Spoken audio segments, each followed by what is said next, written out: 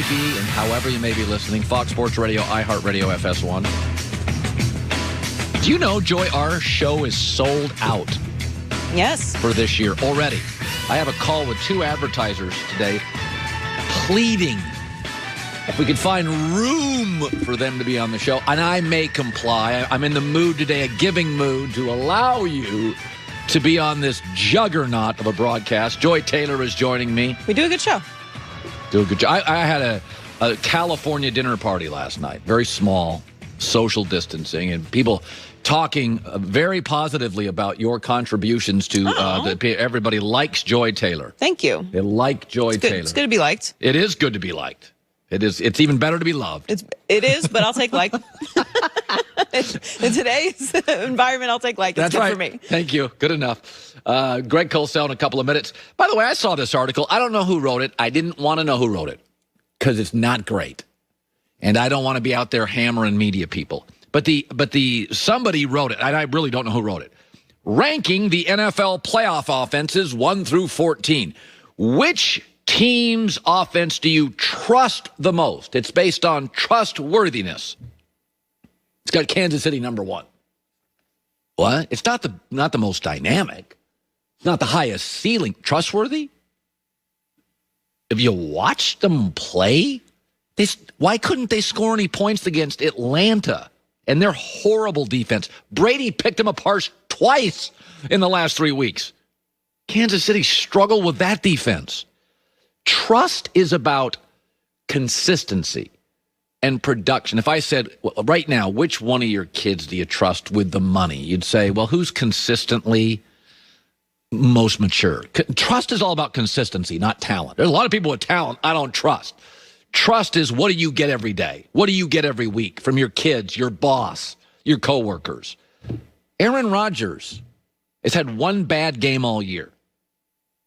Number 1 is Green Bay. I trust Aaron Rodgers more than anybody. Number 2, Baltimore is on fire in December. Buffalo Bills, 10 straight weeks of dynamic performances. This isn't a movie poster question. If it's a movie poster, Kansas City wins. Fastest receiver, greatest tight end talent I've ever seen, most clever play designer, and the crazy talented Patrick Mahomes. They are the best movie poster in the NFL for any offense.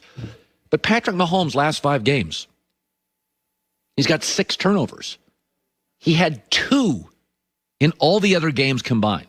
Patrick Mahomes' last 4 games, passer rating under 90, completion percentage 60? How's that possible with that offense? By the way, in December, he took more sacks. In December, they scored fewer points. Trustworthiness is about consistency. It's not a movie poster. We're not asking most dynamic. We're not asking highest ceiling. Green Bay and Buffalo's offense, I trust way more than even when Kansas City's offense is great, it's usually great for a half. They have these spurts. They have these Golden State, Kevin Durant, Steph Clay spurts. They're not great for the entire game, but for like 7 minutes, Durant, Clay, and Steph got hot, and you're like, okay, we'll see you tomorrow night, game over. Thanks for flying United. That's what Kansas City, even in the games they win, they fall behind. So let's go to Greg Cosell, 41 years, NFL Films, joining us now live. My show today is there is a narrative about Lamar, and I do think if he wins just a playoff game, it'll subside. I think there's bigger pressure on Aaron, Bruce Arians, Big Ben. Now that Cleveland's facing some COVID issues. I think sometimes it happens, Mark, that you become a victim of yourself, of the 12 quarterbacks last 3 years that have been drafted in the first round. None have won a playoff game, but it feels like it's all on Lamar to win a playoff game. I think some of that is he's just so dynamic that we're like, oh my God, you got to win playoff games. Like, I don't think if he loses a playoff game, I mean, if it's 31-30 and Tannehill throws a bomb to end it, I don't think less of Lamar Jackson. Your thoughts on him going into the weekend? Yeah, I think there's a couple things to go, and I agree with you on that. He's a kind of a victim of his own greatness. And part of the issue, Colin, is that John Harbaugh made a decision when they decided to go full time with Lamar Jackson, and that decision was we're going to completely scrap pile anything traditional about what our offense is, and we're going to put it all on Lamar Jackson's shoulders. He is going to run the ball. I mean, think about this. He's a top 5 running back in the league right now and a top 5 quarterback. Like statistically, in both, that's what he is. And so they have put it all on him, and they built a system around him. So they got together as a coaching staff with Greg Roman as the offense coordinator, Wink Martindale as the defense coordinator, and they built a team that's complementary based upon what they want to do as an offense. And they completely turned the league on its head because nobody knows how to defend this kind of offense. But it all is predicated on, hey, Lamar, we're going to run the ball. We're going to get 11-on-11 football, true football, with you being a ball carrier. We've got all kinds of different offense that we're going to do. We're still creating plays that defenses have never seen, that they don't know how to defend. And, oh, by the way, defensively, what we're going to do is we're going to be a high-pressure, high-blitz football team because we know ultimately when you play us as an offense and we run the ball, we're eliminating the other offense's possessions down to about 8 or 9. So we get up by 7. It feels like we're up by 21. Yeah. And so now we can be aggressive. Now we make you one-dimensional. So I think one of the reasons that there is so much pressure and so much just on Lamar Jackson's shoulders is because that's how they built this football team. So that's how we look at it. Hey, if Lamar doesn't play well, they don't win. Yeah. That you can overcome inconsistencies from your quarterback position on other teams occasionally because, hey, we've got a great defense and we've got a great running game and we've got a receiver that's big time and stuff. Here it's Lamar. You're going to lead us wherever we go, and if you don't play well or the defense, that you're playing puts a couple turnovers together, then you're going to get the lion's share of the blame, and that's just the way this team has been built. Do you trust? I don't. I don't think Kansas City's offense played particularly well in December. I don't know if I trust them right now this morning. Do you?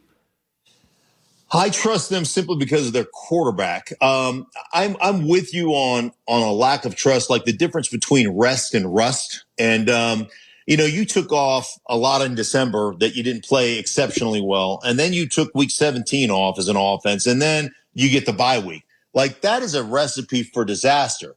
How long and how many more games can Patrick Mahomes come down to the end and say, let me hoist this the rest of this offense on my shoulders. Let me hoist this football team on my shoulders. Let's drive down here and win a football game. Like eventually you've got to think of the law of averages. That's not going to work at some point.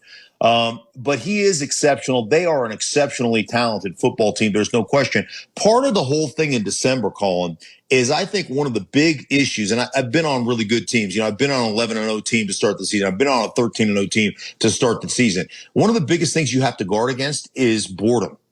And I think one of the things that Andy Reid has done an exceptional job of, you see all these trick formations and these trick plays and it's to keep guys engaged. Because they know, they're like global, Jim. We're better than you, and we know it. They walk into a game just knowing they're better. They're more talented. And so keeping guys engaged over the course of a season in which you're better than everybody else is a tough task. So we'll see exactly how they operate coming down the stretch. And if they can get into this, when they get into this playoff as the number 1 seed, if they can be on all cylinders or if that takes some time. Because if it takes some time, ultimately you play a team like Buffalo. If you get to that point, Buffalo is a damn good football team, and they've got a chance to beat you. There's no question in my mind. A 7-point spread or more in the NFL, you're a big favorite. Saints are a big favorite. Tampa Bay's a big favorite. Buffalo's a big favorite. If I said to you, there's going to be an upset this weekend, which there almost always is, where's it going to come from? Well, I think Pittsburgh right now is a 6-point favorite, and I know you don't have your head coach calling plays, and that's, that could be a disaster. But when you can run the ball and you can control the clock, and all of a sudden you put your opponent in a position where you're eliminating possessions, that's a scary thing, right? And so that's a team that scares me a little bit. I think Cleveland is built in a way where they can compete with anybody. It scares me that they don't have their main play caller. I think that's a real issue, Kevin Stefanski being out. But that would be the one to me that would be the biggest upset because they just haven't. Pittsburgh has played poorly down the stretch. They've actually in the last 4 or 5 weeks they've had one half of football where they've actually played well. Yeah, no, that's a very good point. That second half. They got some in Indianapolis, and they got some pass interference breaks. They got 3 calls, 2 were shaky. So even then, a little bit of